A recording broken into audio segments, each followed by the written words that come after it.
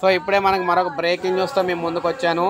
ఆరోగ్యశ్రీ సేవలు నిలిపివేస్తున్నాం, AP specialist ఆసుపత్రుల సంఘం తేల్చి చెప్పేసింది.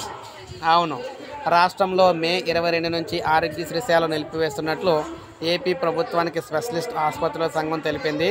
ఈ మేరకు ఒక లేఖ కూడా రాసింది.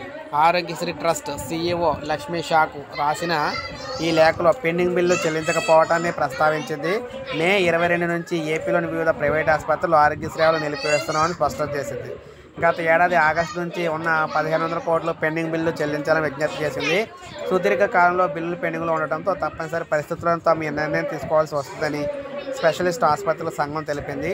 పలుమార్లు లేఖలు రాసినా కూడా ఇప్పటివరకు కేవలం 50 కోట్లు మాత్రమే చెల్లింపులు చేశారని లేఖలో పేర్కొన్నారు. సో ఈ నేపథ్యంలో ఏపీలో వైఎస్ఆర్ ఆరోగ్యశ్రీకి సంబంధించి సేవలు అయితే నిలిచిపోబోతున్నాయన్నమాట. ఇది పేదవారికి చాలా భారంగా అయితే అనిపిస్తుంది. ఎందుకంటే ఏ చిన్న ట్రీట్మెంట్ కన్నా సరే ఆరోగ్యశ్రీలో చేయించుకునేవారు ఇప్పుడు అటువంటిది లేకుండా పోతుంది.